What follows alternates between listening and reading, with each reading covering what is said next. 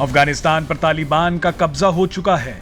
स्थिति ऐसी है कि वहां की आम जनता भी अब तालिबान के डर से देश छोड़कर भाग रही है। लेकिन इसी बीच भारत में कुछ लोग अब तालिबान का समर्थन भी करने लगे हैं। समाजवादी पार्टी के सांसद शफीकुर रहमान बर्क ने एक विवादित बयान दिया है।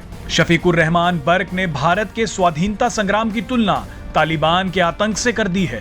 उत्तर प्रदेश के संभल से समाजवादी पार्टी के सांसद बर्क ने कहा कि तालिबान अपने देश की आजादी के लिए लड़ रहे हैं और अफगान लोग उनके नेतृत्व में आजादी चाहते हैं। बर्क ने कहा, जब भारत ब्रिटिश शासन के अधीन था तब हमारे देश ने आजादी के लिए जंग लड़ी।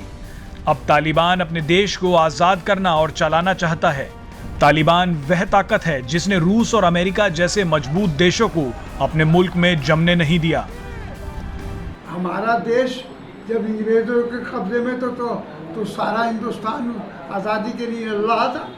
अब वहाँ का भी अब अमेरिका ने कर रखा, पहले रशिया में था, फल जगह उनका भी कब्जा, वो भी आज़ाद रहना चाहते, अपने देश को आज़ाद कराना चाहते। ये तो उनका पर्सनल मामला है, इसमें हम क्या दखल देंगे? नहीं, जैसे ये एक चल रहा है पूरे 2 दिन से कि हाँ, तो कट्टरपंथी सोच है वो भाई, वो अपने देश को आज़ाद करने के लिए तालिबान के ज़रिए से, और तालिबान एक ताकत है और वो उसने अमेरिका को पाँव नहीं जमने दिए, रशिया के नहीं जमने दिए। जब भी कोई किसी तो बहरहाल वो अपने देश को खुद चलाना चाहते हैं, अपने तौर पर चलाना चाहते हैं। अफगानिस्तान में उथल पुथल के बीच AIMIM के चीफ असदुद्दीन ओवैसी ने तालिबान से बातचीत की वकालत की और पूछा, मोदी सरकार की नीति क्या है? एक बार बयान सुनिए। अफगानिस्तान में भारत ने अफगानिस्तान के रिकंस्ट्रक्शन के लिए $3 बिलियन वहाँ पर रिकंस्ट्रक्शन के लिए हमने वहाँ पर इस्तेमाल किया। अफ़गानिस्तान की पार्लियामेंट बनाई, अफ़गानिस्तान में सलमा डैम हमने बनाया, अफ़गानिस्तान के स्टूडेंट्स को हमने स्कॉलरशिप दी, ईरान से चाबार पोर्ट को हम बना रहे थे जो वहाँ पर ट्रंप ने सैंक्शन लगाकर काम रुका दिया।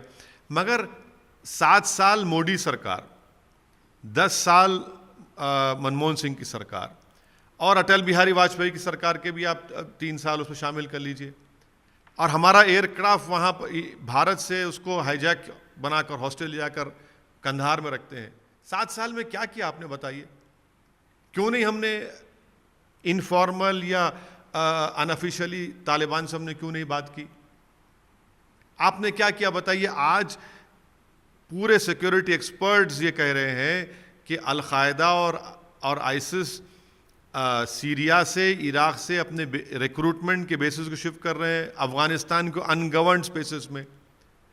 दूसरी बात यह है कि वही सिक्योरिटी एक्सपर्ट ये भी कह रहे हैं कि जैश ए मोहम्मद अफगानिस्तान में हेलमंड प्रोविंस में वहाँ पर अपना काम शुरू कर दिया। वही सिक्योरिटी एक्सपर्ट्स ये भी कह रहे हैं कि अमेरिका जैसे सुपर पावर को 3000 अपने मरीन्स को उतारना पड़ा सिर्फ अपने एम्बेसी स्टाफ को निकालने के लिए। तो ये तो हम क्या कर रहे हैं? तो हमारा सवाल मोदी सरकार से है।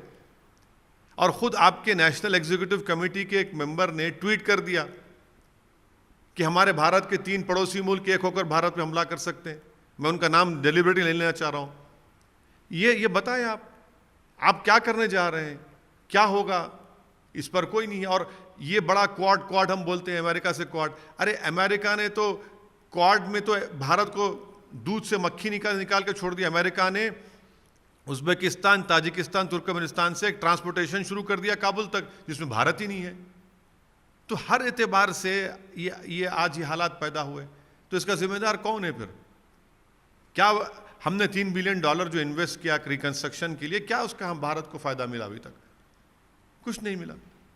सर, जो लोग वहाँ फंसे हैं, यकीनन सबसे बड़ी प्रायोरिटी सरकार की ये भी है, जो हम सुन रहे हैं, अच्छी भी चीज़ है कि जो हमारे एम्बेसी के स्टाफ हैं, जो भारत के नागरिक हैं, उनको निकालना है, ज़रूरी निकालना, और हमको निकालना ज़रूरी है। वो फंसे हुए हैं। और उसके बाद फ्यूचर में मोदी सरकार क्या करती है नहीं मालूम, कि एक से एक बड़े से बड़े दानिश्वर एक्सपर्ट इनके पास है, मगर क्या निकला भाई? क्या ये हालात ऐसे इतनी जल्दी ऐसे कैसे पैदा हो गए? Presenting B News app, available on Google Play and App Store. Download it now.